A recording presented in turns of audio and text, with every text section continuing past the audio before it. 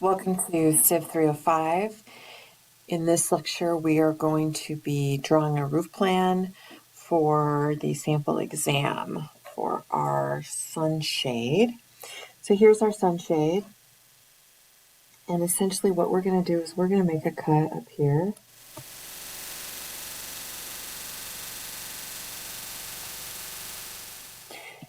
Just above the roof, and we're going to look down, and this cut is going to be a roof plan. And on this cut, what we're going to show is we're going to show our columns here below, because we want to show what's supporting our beam. So we're going to show our beam, we're going to show our columns, and we're going to show our purlins. We're also going to show our wall, because our wall is supporting our purlins as well. So, after you've drawn your foundation plan, hopefully you can copy a few of these elements over. So you have your 8-inch CMU wall, and it's 10 feet long. And you put your columns in, you copy those over. Those are your 6x6 columns. And I think I decided to put my columns maybe 6 feet over. And I think they were 1'6" in.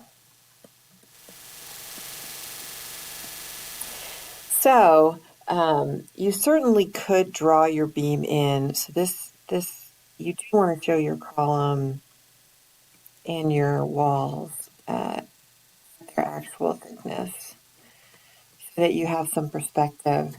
And you could certainly draw your beam in.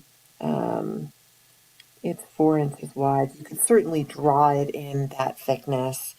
So maybe here, this is going to be your 4x8 beam. But when you get to your purlins, if you start drawing all your purlins in at 2 foot on center, your drawing is going to get pretty muddy. So as an alternate, you could just model your beams with a single line. That's what we did on our other drawing. So you have, and maybe you even decide, hey, I want to draw my purlins in at a lighter weight.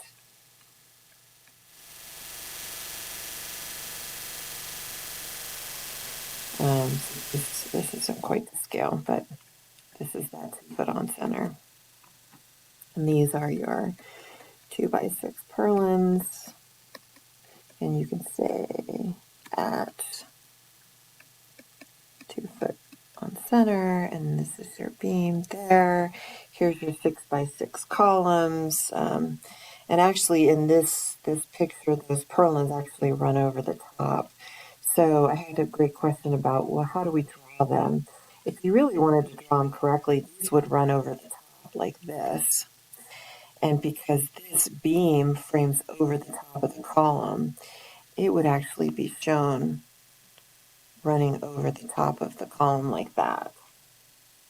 And then again, when we go into AutoCAD, we want to call this our roof plan. And we want to put a scale on it. And maybe give it a number. And then the last thing we want to do is we want to draw a section. So we're going to make a section right through here.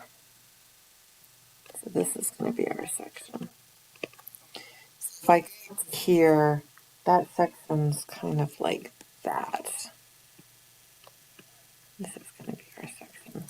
And if we looked on the foundation plan that we drew earlier, that section can go all the way up. So that section is right here. So let's draw that section. So in that section, what we're going to see is we're going to see this wall here. We're going to see the column.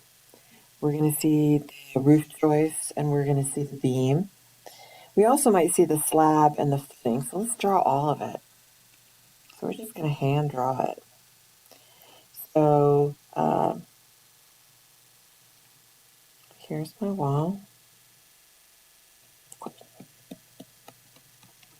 And I think I said the wall was 10 feet tall, right?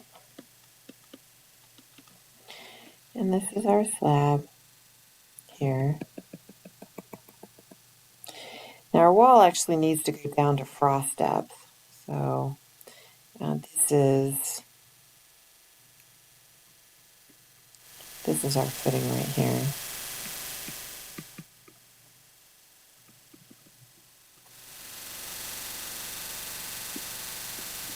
And this is 16 inches. And this is 12 inches. This is our 8-inch wall. And then our posts are over here. They're going to go down to frost too. These will actually be at the same level. And this is 2 foot, and it's 12 inches thick. I think our slab, I said, was 6 inches thick, but I can't remember. We're going to show the grade here to show that we have our slab on grade. And then the purlins actually slope away from the structure. So let's put up a tiny bit. So this is our purlins. Our purlin runs on top of our beam. And our beam is actually, when we draw this to scale, right, our beam is 4 by 8. So it's actually skinnier than our column. So that runs over the top. So this is our 8-inch deep by 4-inch beam, 4 by 8 beam. This is our 6 by 6 column. And when we say 6 by 6, we don't have to add that 6-inch dimension.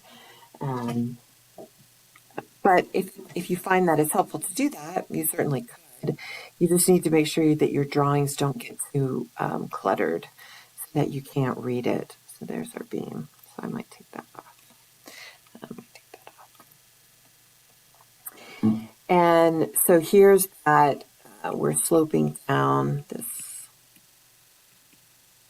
slopes down 10 degrees. Right? So if we do that little angle, that 10 degrees would be right there. That way when the rain hits it. Now if we wanted to put, so these are our 2 by 6 purlins.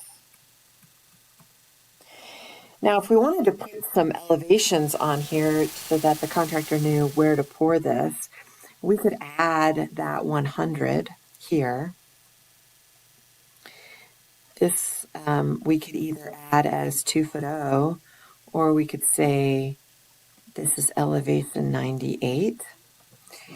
And we could either add this 10 feet, or we could say this is at 110. And if you did some math to figure that out, you could actually give them this elevation here. That's going to be, 110 minus, going down 10 degrees, so a few inches down. And then, of course, you're going to want to also label this slab. This is your 6-inch slab on grade. So, of course, when you're drawing this in CAD, you're going to draw, we're going to draw this to scale. But, again, sometimes it helps to take a minute and sketch it out. On the exam, I would say draw everything you can, and if you get stuck, continue drawing. On the exam, I would say draw as much as you can and label as much as you can. if you get stuck where perhaps your hatching isn't showing up properly or so forth, continue drawing and make a note that says, I understand the graphics is messed up here. Send me a note and say, yes, I know that the footing should be dashed and when I'm drawing my foundation plan, or whatever. Draw as much as you can and then go back and refine your drawing as you have time.